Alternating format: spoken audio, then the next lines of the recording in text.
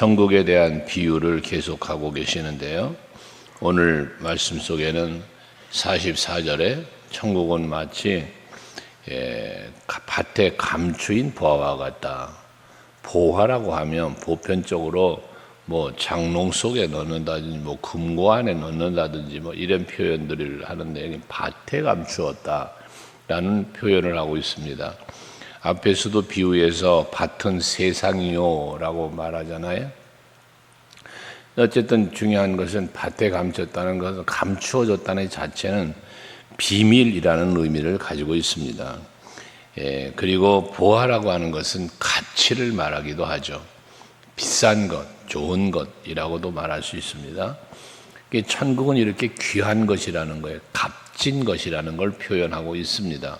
얼마나 그 가치가 대단했던지 두고 가서는 자기 소유를 다 팔아가지고 그 밭을 샀대요. 감추어진 밭을 샀다는 겁니다. 이 사람이 자기 소유를 다 파서 그 밭을 산 목적이 어디 있습니까? 그 밭 때문이 아니라 밭에 감추어진 보화 때문인 것이죠. 그러니까 내 소유를 다 팔아가지고라도 이 보화를 차지하고 싶은 마음이 그에게 있었다는 것입니다. 천국에 대한 비유니까 천국은 마치 그런 거라는 거예요. 나에 있는 모든 소유를 다 팔아서라도 이것을 다 버리더라도 천국만큼은 가야 할 곳, 가고 싶은 곳, 그만한 가치가 있는 곳이라는 비유를 하고 있다고 말이에요. 성경에 보면 사도 바울은 다메섹 들성에서 예수를 만난 뒤에 하나님의 나라를 알게 되죠. 그러다 보니 복음을 듣고 그 하나님 나라를 보게 되니까 세상의 많은 자랑거리들을 다 배설물처럼 여기고 오직 예수 전하는 전도자의 삶을 살잖아요. 천국의 가치를 안 거예요. 예수 십자가의 그 보혈의 가치를 안 거예요. 구원의 가치를 안 거죠. 그러니까 그와 같이 모든 자기의 누릴 수 있는 많은 것들을 다 포기하고 배설물처럼 여기고 따라갔단 말이에요. 그런데 예수님의 말씀 속에 보면 어떤 부자 청년의 이야기가 있잖아요.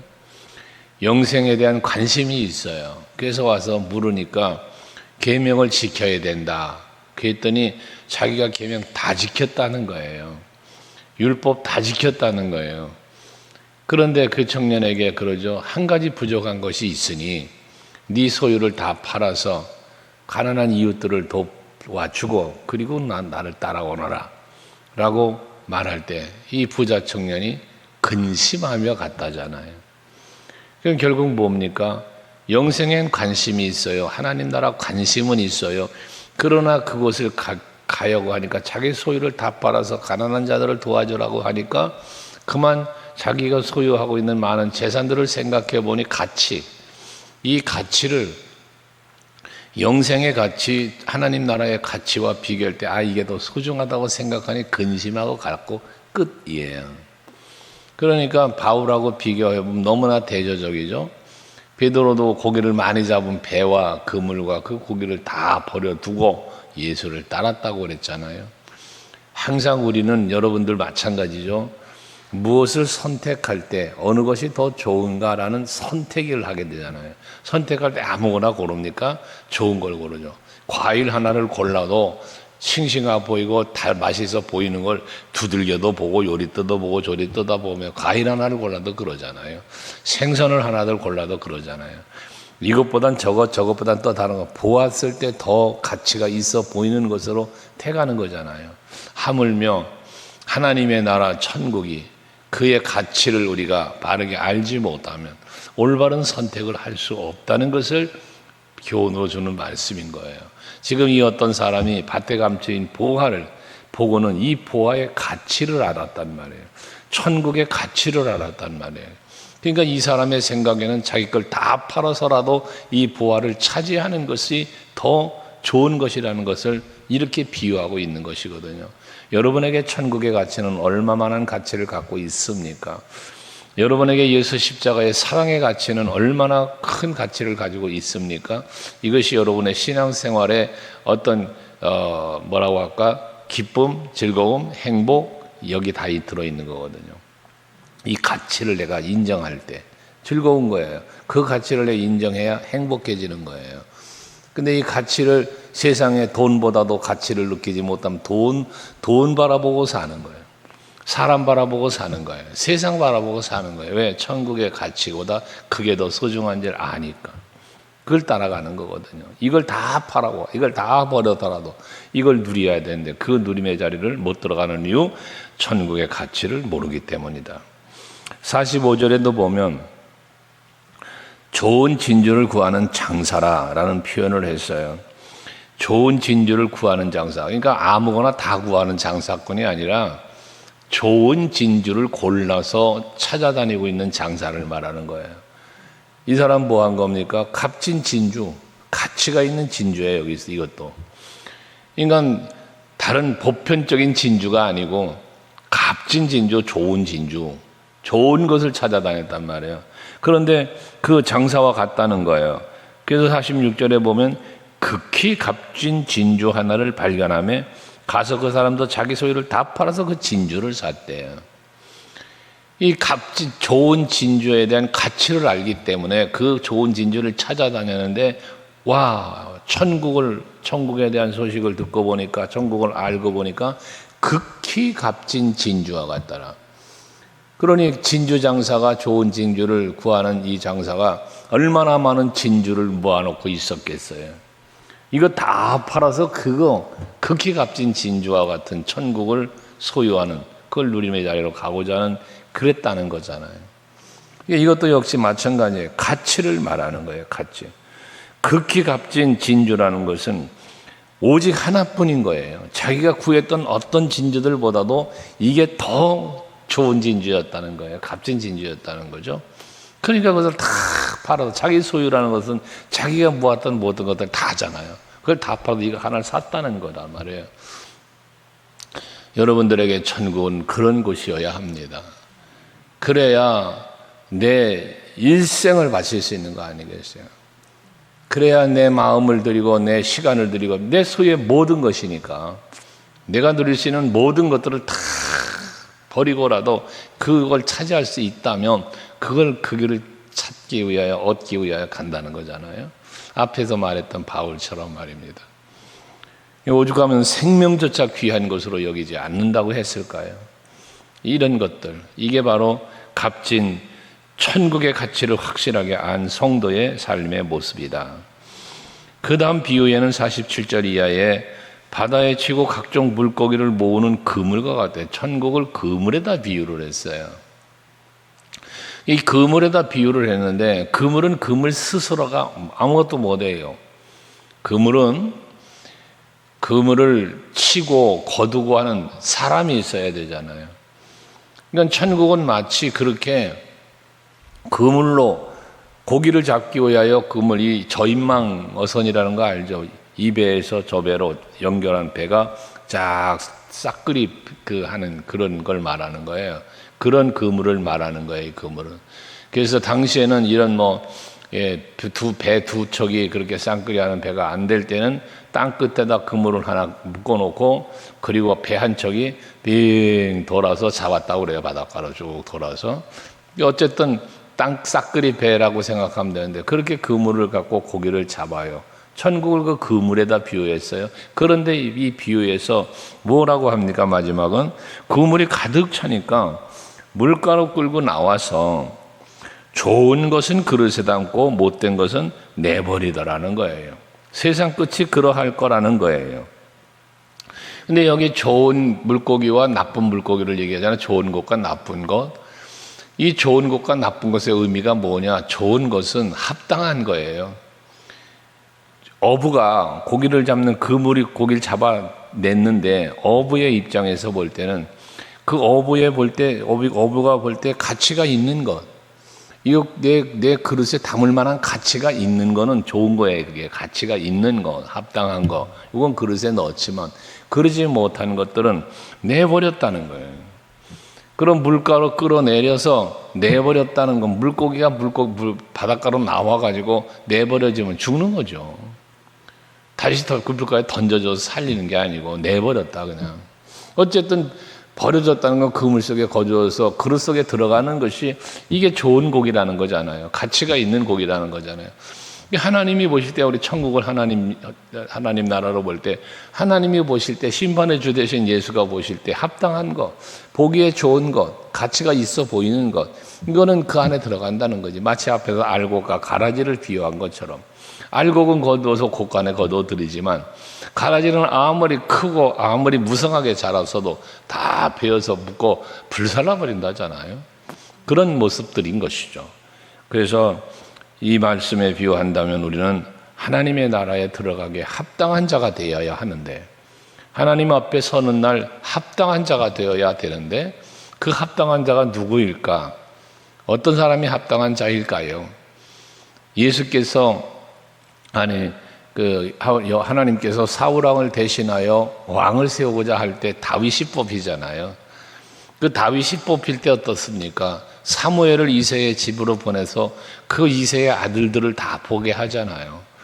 사무엘의 눈에는 첫아들 엘리압이 올 때 그 엘리압을 보면서 와 용모가 뛰어나고 하니까 이 사람이구나 싶어서 하나님 앞에 이 사람인가 물으니 아니라는 거잖아요. 사람은 외모를 볼지 모르나 하나님은 중심을 보신다잖아요. 그러면서 내치시잖아요. 다 아니라는 거예요. 하나님의 마음에 합한 자들이 아니라는 거예요. 나중에 다윗이 오니까 이가 그니 그에게 기름을 부으라는 거예요. 이가 그니가 뭐예요? 이 다윗이 내 마음에 드는 자다. 그렇게 뽑혀지는 거예요. 그렇게 합당하게 여김을 받아 뽑히는 자가 왕이 되었잖아요. 이것처럼 하나님의 나라는 아무나 막 들어가는 게 아니라는 거예요. 그냥 교회 다녔다고 다 들어가는 게 아니라는 거죠. 핵심이 뭐예요? 하나님이 보실 때 합당한 것. 그럼 기준이 어디 있어? 하나님 보시기에 합당한 것? 예수를 바르게 믿는 거죠. 예수를 믿는 거예요. 그래서 요한복음 1장에서 말씀하잖아요. 영접하는 자, 그의 이름을 믿는 자들에게는 하나님의 자녀가 되는 권세를 주셨다. 이 하나님의 자녀된 권세를 주셨다잖아요. 이게 하나님 나라로 들어갈 수 있는 하나님의 자녀로 하나님의 영원한 기업을 물려받은 유산으로 자로 여러분 하나님의 자녀된 권세가 그거잖아요. 유산을 물려받을 수 있는 기업을 물려받을 수 있는 이러한 사람이 되었다는 거잖아요. 어떤 사람이 예수를 영접하는 사람이 그 이름을 믿는 사람이 예수를 그리스도로 믿는 사람이 그렇게 되었다는 것이죠. 그러니까 우리는 간혹 제가 말씀드렸지만 아는 것하고 믿는 건 다르다고 늘 말씀드렸죠.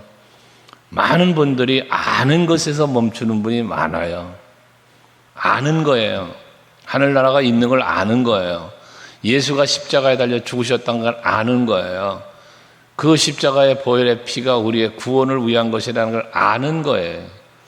근데 믿지를 않아요. 무슨 차이일까요? 믿는 사람은요, 아는 것과 믿는 것의 차이는요, 아는 사람은 적당하게 사는 사람이에요. 적당하게. 그러나 믿는 사람은 모든 것을 거는 거예요. 앞에 비유했잖아요.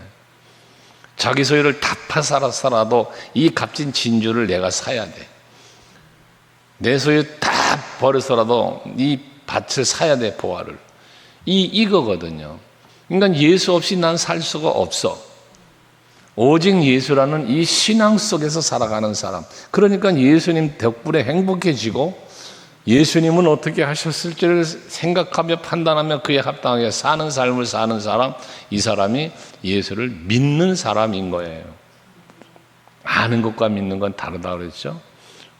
예수님이 공생애 속에 보시면 얼마나 많은 무리가 따라다녀요. 거긴 바리새인도 있다니까요. 율법사 서기관도 있다니까요. 예수님의 그 사역 속에 현장에. 그러나 따르는 자들이었지 기적을 보고 가르침을 들으며 와, 참 똑똑한 사람이네. 많은 걸 아는 사람이네. 대단한 사람이네. 였지. 그를 메시아로 받아들이지 않은 무리가 얼마나 많으냐 말이에요. 심지어 그를 죽이는데 함께 했던 무리들이 더 많았잖아요. 이것과 동일한 거예요. 그러니까 여러분들이 교회를 다니고 말씀을 들으시면서 항상 여러분들 자신을 점검하고 또 생각하며 애써야 될 것이 뭐냐. 아는 자의 자리에 있지 말고 믿는 자의 자리로 가라는 거예요. 그 믿음이 세상을 이기게 하는 거고, 그 믿음이 환경을 이기게 하는 거고, 그 믿음이 모든 것을 이기게 하는 거예요. 여러분에게 그 믿음이 있기를 바라는 겁니다. 세상 끝날에는 천사들이 와서 의인 중에서 악인을 갈라낸다고 표현했잖아요. 그러니까 좋은 것은 의인이었고 나쁜 것은 악인이었다는 이야기죠. 의인은 하나님의 나라로 들어가지만 악인은 버려진 것을 말씀하고 있는 것입니다. 풀무불에 던져 넣으리니 거기서 울며 이를 갈리라고 말씀도 하고 있습니다. 결국 천국에 들어가지 못하는 자는 바깥 어두운 곳에서 이를 갈게 되는, 후회하고 고통 속에 거하는, 이걸 표현하는 거 아닙니까? 우리는 하나님의 나라를 들어갈 수 있도록 그 길을 열어주신 분이 예수시고, 하나님의 나라를 내가 마음껏 누릴 수 있는 누림의 그 심령을 우리에게 부어주신 것이 성령을 통하여 임하신 거니까 이게 얼마나 큰 은혜입니까? 죽어서 가는 천국이 아니라 살아서부터 누리는 천국, 이것이 여러분의 누림이 될 수 있길 바랍니다. 51절 이하에는 이것을 깨달았냐고 예수께서는 비유로 말씀하심을 물을 때 제자들이 그러합니다 라고 말하니까 52절에 그러므로 천국의 제자된 서기관마다 마치 새 것과 옛 것을 그 곳간에서 내오는 집주인 같으니라고 그래요. 여기 말하는 천국의 제자된 서기관이라는 표현을 했는데, 이 서기관이라고 하는 말은 어떤 구약의 율법 시대의 어떤 서기관을 이야기하는 게 아니라 여기는 천국의 제자된 서기관이라, 서기관이 하는 일이 있잖아요. 이 제자들을 일컬어서 한 말이거든요. 그러니까 예수께서 모세의 율법을 전문적으로 연구했던 그러한 이 율법사들 또는 이 서기관들을 이야기한다기보다는 천국의 비밀을 알고 있는 제자들, 율법을 잘 아는 서기관이 아니라 천국의 비밀을 잘 알게 된 제자들을 일컬어 천국의 서기관이 되었다라는 표현을 한 것이거든요.